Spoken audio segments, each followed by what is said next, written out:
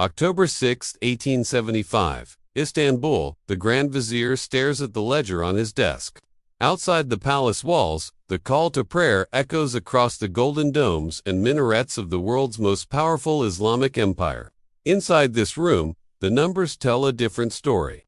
The Ottoman Empire, ruler of 3 continents, terror of Europe for 4 centuries, is broke. History will tell you that empires fall because of wars, because of invasion, because of the clash of armies on bloody fields. That's the story we've been told. But here's the truth that the textbooks won't admit. The Ottoman Empire didn't fall because it lost battles. It fell because it couldn't balance its books. It was conquered not by soldiers, but by spreadsheets. Destroyed not by cannons, but by compound interest. This is the story of the first modern debt trap, and it's a blueprint that's been used over and over again ever since. Let me take you back to the Ottoman Empire at its height. Picture it. From the gates of Vienna in the north to the deserts of Yemen in the south. From the mountains of Persia in the east to the shores of Algeria in the west. An empire so vast that the sun never set on its territories. The Sultan in Istanbul commanded the loyalty of millions. Arabs, Turks, Greeks, Armenians, Jews, all living under the crescent and star. The empire controlled the holiest sites in Islam. Mecca, Medina, Jerusalem. It controlled the crossroads of global trade, the Bosphorus Strait, the gateway between Europe and Asia. When European ambassadors came to the Topkapi Palace, they bowed before the Sultan. They kissed the hem of his robe. They called him the shadow of God on earth. The Ottoman military machine had once laid siege to Vienna itself. Their janissaries were feared across the continent. Their navy had ruled the Mediterranean. This was power. This was majesty.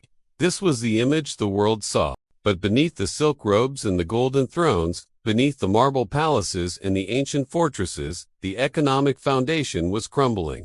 While Britain was building steam engines and factories, while Germany was laying railways across its territory, while America was drilling for oil and mining for coal, the Ottoman Empire remained frozen in a medieval economic structure. It was an agrarian society trying to survive in an industrial age. The tax system was corrupt and inefficient.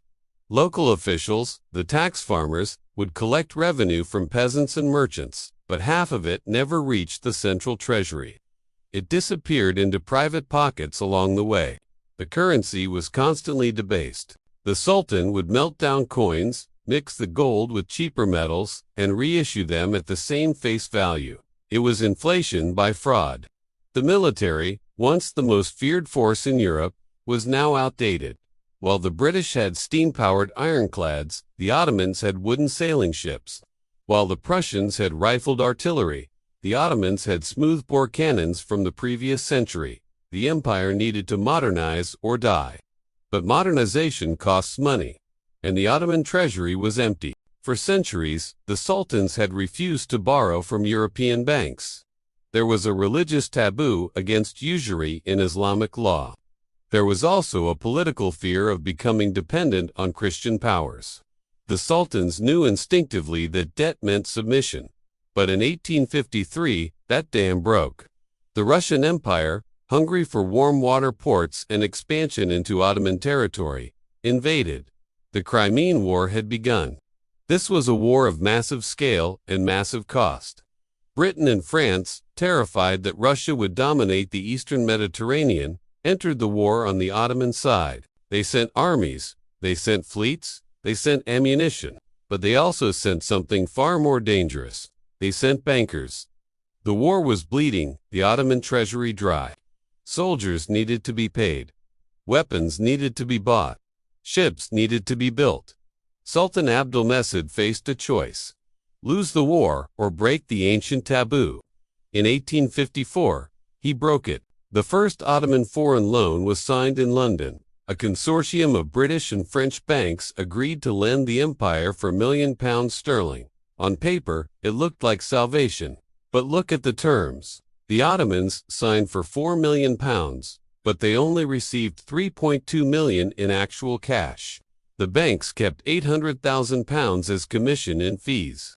That's a 20% haircut before the money even arrives. But here's the kicker. The Ottomans had to pay interest on the full 4 million. The interest rate was 6% annually.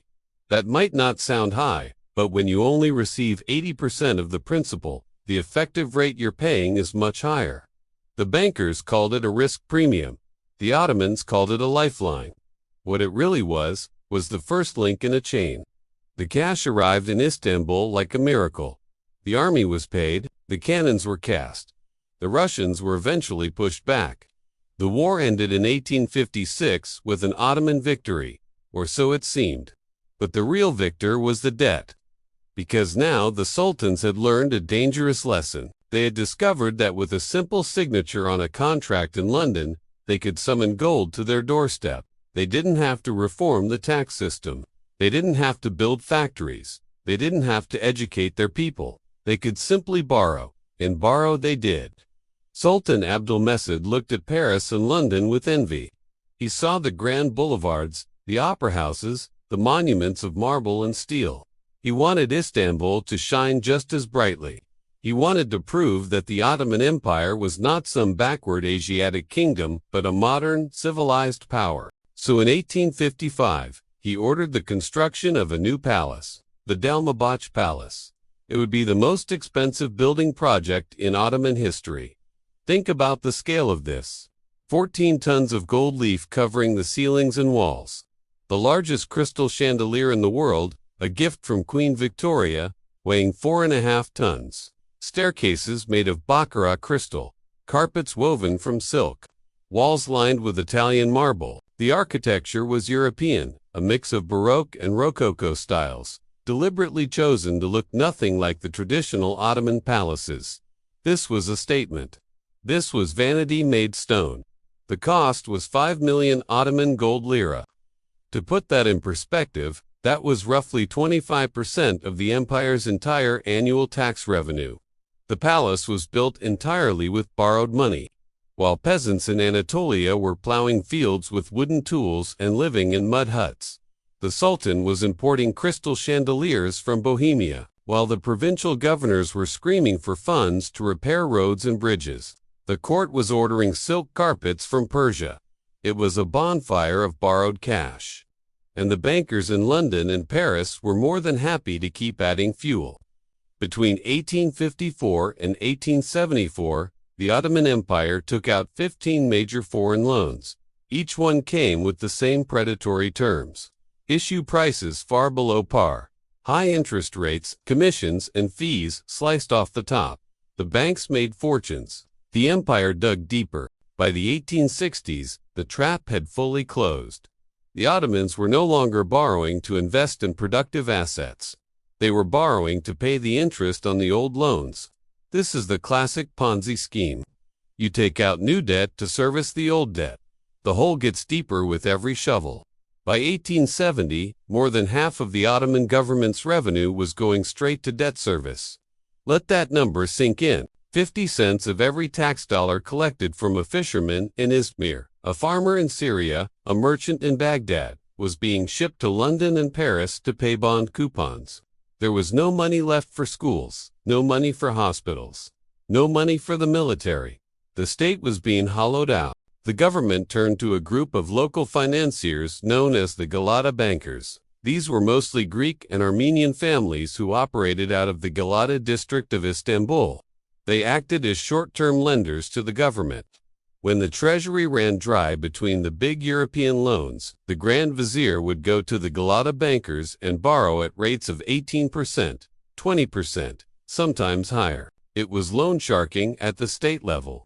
The empire was now trapped in a death spiral. High debt meant high interest payments. High interest payments meant less money for everything else. Less money meant slower economic growth. Slower growth meant lower tax revenue. Lower revenue meant more borrowing. The wheel kept turning. In 1873, the world economy collapsed. A financial panic started in Vienna and spread like wildfire across Europe and America. It was called the Long Depression. Credit markets froze. Banks stopped lending. The music stopped, and at the exact same moment, nature turned against the Ottomans. A catastrophic drought struck Anatolia in 1873 and 1874. Crops failed. Livestock died. Famine stalked the countryside. The peasants, who were the tax base of the empire, had nothing left to give. Tax collectors went into villages and found only dust and corpses. Revenue collapsed. But the debt payments, those remained fixed. They didn't care about droughts. They didn't care about famines. The bondholders in London wanted their coupons. In the summer of 1875, Grand Vizier Mahmud Nedum Pasha looked at the books and realized the game was over. There was a massive payment due to European creditors in October. The treasury was empty. He tried to raise a new loan.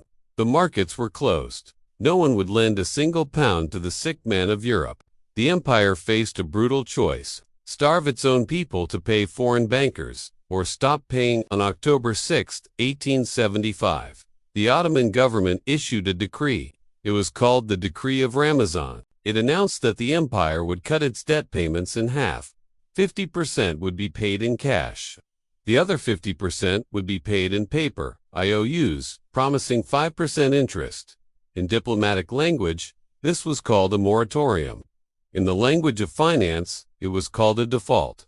The Ottoman Empire had gone bankrupt. The reaction in Europe was volcanic. Thousands of middle-class investors in Britain and France had bought Ottoman bonds because they offered high yields. Vicars in England, shopkeepers in Paris, widows living on fixed incomes, all of them saw their savings evaporate overnight. The newspapers screamed that the Turks were thieves and barbarians. Politicians in London and Paris demanded action. The diplomatic protection that Britain and France had given the Ottomans for decades vanished. The empire was now friendless, and everyone could smell the blood in the water. In 1877, the Russian Empire saw its opportunity. Tsar Alexander II declared war on the Ottomans. The Russo-Turkish War was a catastrophe. The Ottoman army fought bravely, but they were unpaid, undersupplied, demoralized. Russian forces marched through the Balkans like a knife through butter. By January 1878, Russian troops were camped in the suburbs of Istanbul. They could see the minarets of the Hagia Sophia. The Sultan was forced to sign the Treaty of San Stefano. It was a humiliation. The empire lost massive territories in the Balkans and the Caucasus. Bulgaria, Romania, Serbia, Montenegro all gained independence or autonomy. But the most devastating clause was financial.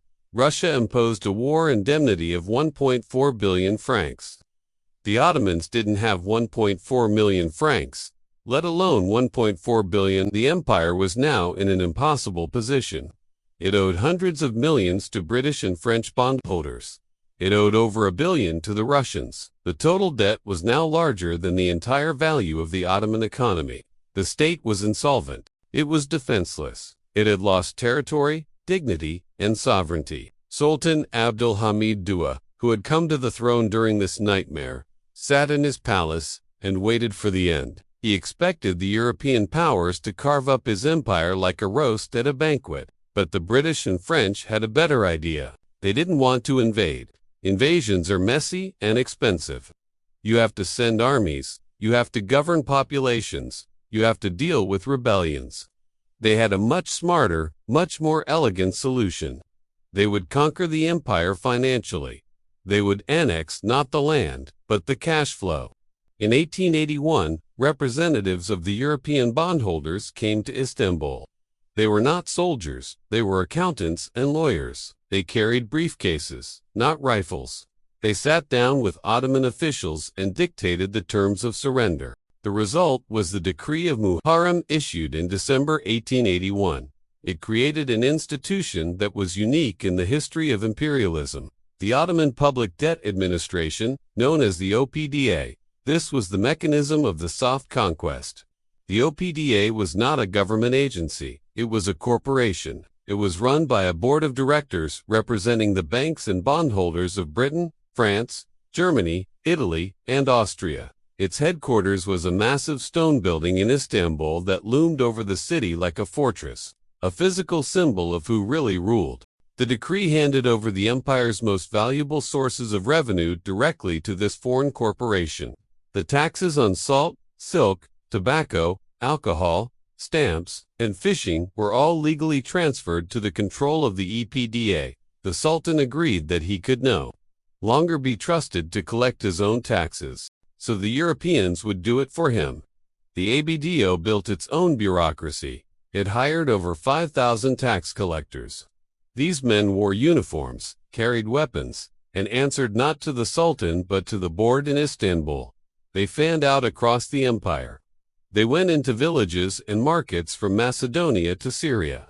They collected the wealth of the people. If a fisherman caught a fish in the Sea of Marmara, part of the profit went to a bondholder in London.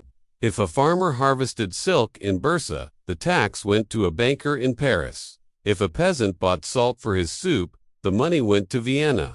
It was extraction at scale. The EBTA was brutally efficient. Unlike the corrupt Ottoman tax system, it used modern European accounting methods. It built warehouses. It improved salt mines. It even helped farmers increase silk production by distributing disease-free silkworm eggs.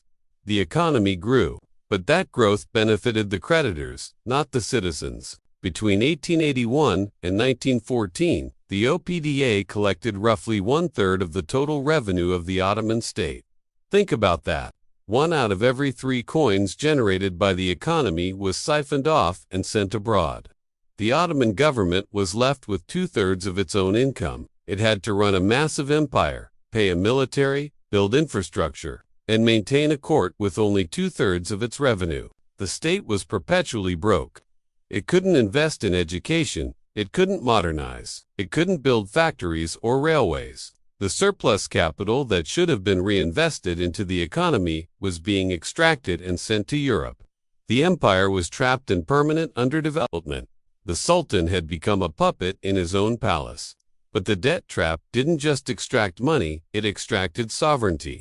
And it opened the door for a new player, Germany. While Britain and France were content to squeeze the Ottomans for cash, Kaiser Wilhelm II of Germany saw a strategic opportunity. He visited Istanbul and embraced the Sultan.